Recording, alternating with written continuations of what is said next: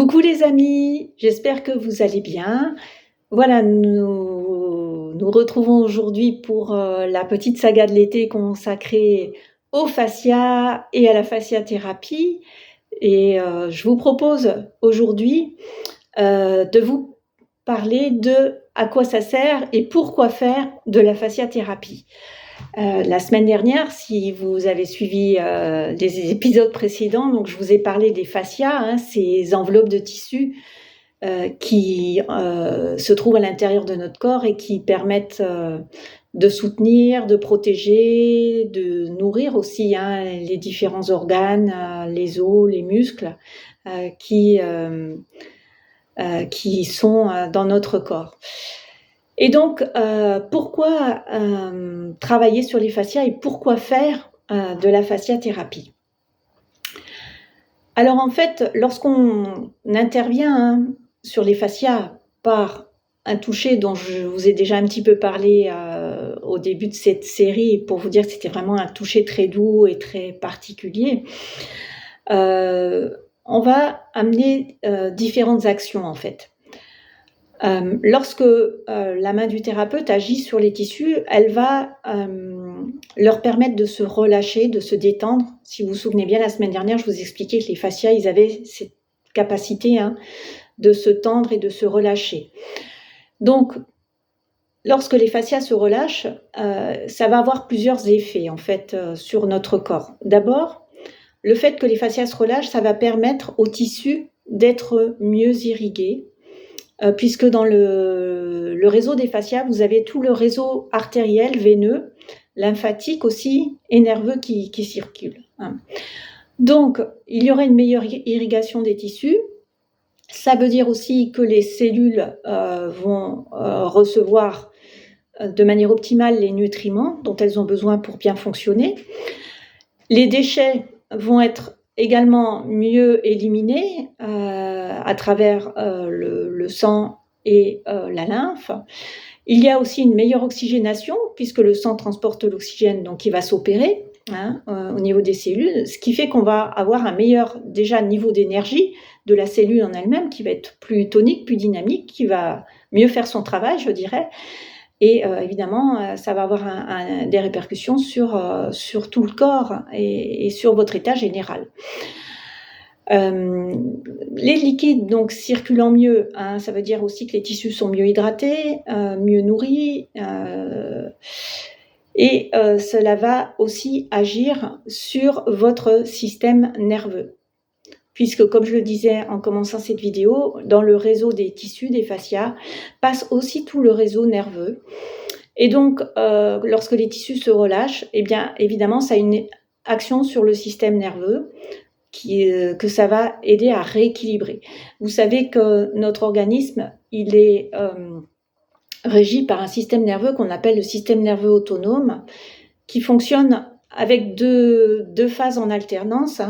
Une première phase de notre système nerveux qui gère un petit peu tout ce qui est notre phase active dans la journée, par exemple, lorsqu'on a besoin de se mettre en action. Donc, c'est ce système nerveux qui va déclencher l'augmentation du rythme et de la pression cardiaque, qui va nous préparer à l'action, donc qui va entraîner les contractions musculaires, qui va faire monter notre tension artérielle pour nous permettre de bouger et d'agir. Et puis, il y a un autre système nerveux qui, lui, prend le relais dans les phases de repos et qui est plus actif, je dirais, notamment dans les phases où l'on digère, puisque vous savez que dans ces phases-là, l'organisme il a besoin d'être un peu tranquille et au calme pour que la digestion puisse s'effectuer dans de bonnes conditions. Et c'est aussi ce système qui gouverne, bien sûr, notre sommeil et notre temps de repos. Alors, lorsqu'il y a un déséquilibre entre ces deux systèmes, notamment en cas de stress, et bien évidemment, le système nerveux qui gère la partie action s'emballe un petit peu. C'est comme si vous appuyez un peu trop fort sur la pédale d'accélérateur de la voiture. Le moteur, il s'emballe un petit peu et évidemment, il y a tous les troubles liés au stress qui apparaissent. Lorsque vous êtes déprimé, à l'inverse, ce système nerveux qui est censé gérer la phase active, en fait, il est un petit peu dans le down et du coup, vous n'avez plus d'énergie pour faire quoi que ce soit. Et donc, en fait, quand on travaille sur les fascias, on va rééquilibrer ces deux systèmes. On va les remettre en harmonie et automatiquement, eh bien, si vous étiez stressé, ça va faire baisser la pression. Et puis, si vous étiez en ce qu'on appelle en hypostress, c'est-à-dire un peu en mode déprimé, eh bien, au contraire, ça va relancer un petit peu le système nerveux actif, je dirais, et ça va vous redonner de l'énergie également. Et puis, ça va agir évidemment, comme je le disais tout à l'heure, sur la nutrition et l'oxygénation des cellules. Donc, forcément, vous allez aussi retrouver de l'énergie. Mais la fasciathérapie, elle ne se limite pas non plus à cette approche, je dirais, physique, corporelle. Ça va beaucoup plus loin, puisque lorsqu'on travaille en fasciathérapie, on agit aussi sur les émotions, en libérant la mémoire des tissus. Notre corps, vous le savez, je ne vous apprends rien,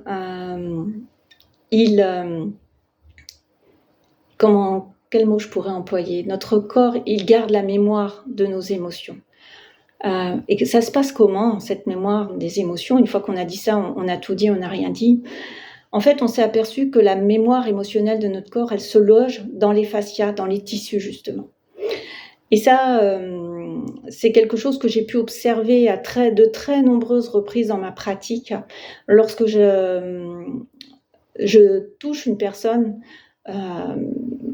sur certaines zones du corps, parfois il va y avoir des réactions émotionnelles qui vont se déclencher au moment où les tissus commencent à se relâcher. C'est-à-dire que la personne va sentir des émotions qui remontent. Alors, parfois, ça va être des émotions agréables, ça peut passer par des rires, des choses joyeuses, mais parfois, ça va être aussi des mémoires traumatiques qui vont remonter. Et là, ça peut passer par des phases de tristesse, voire même de pleurs, parce que l'émotion, donc, qui est libérée en même temps que le tissu se relâche, se libère, va remonter à la surface, je dirais.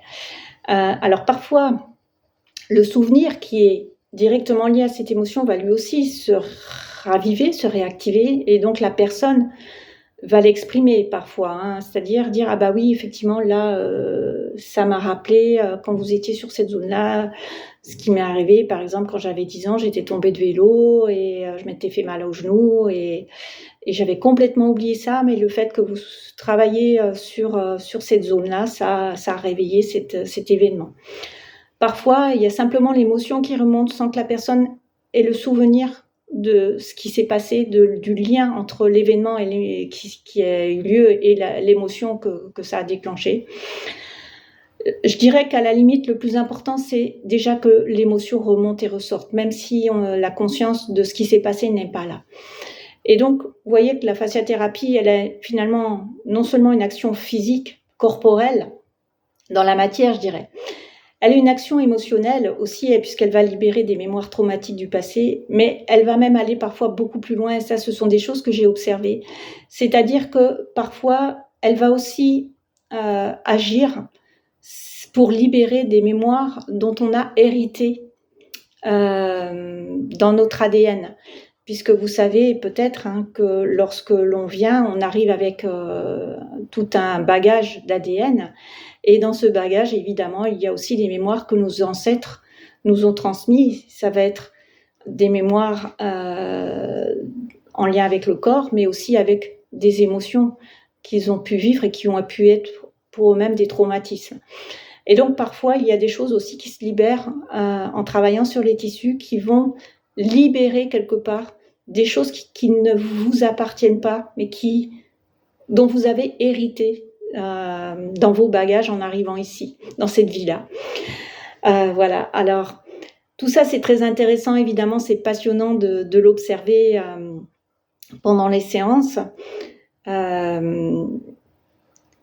C'est vraiment une pratique qui est très subtile, qui agit donc, comme je vous le disais, sur plusieurs plans, Et évidemment, le champ d'action de la fasciathérapie va être très vaste, parce que non seulement on va pouvoir intervenir sur toutes les problématiques en lien avec le corps, donc les douleurs, les tensions, les sciatiques, les lombalgies, tous les problèmes de dos. On va agir aussi sur la sphère digestive, puisque ces fascias sont partout. Donc il y en a aussi au niveau de nos organes digestifs. Je vous parlais du péritoine dans une des premières vidéos, qui est le fascia qui entoure l'intestin. Donc évidemment, quand on travaille sur le péritoine, on va libérer toute la sphère intestinale. Et donc ça va améliorer la digestion, l'assimilation. Ça va aider aussi pour des personnes qui ont des problèmes de constipation, au contraire de diarrhée, puisque ça va rééquilibrer. On va agir sur la sphère génitale aussi, et gynécologique, bien sûr, puisque là aussi, il y a des fascias. Et donc, ça permet aussi d'aider pour toutes les problématiques en lien avec la sphère génitale ou gynécologique.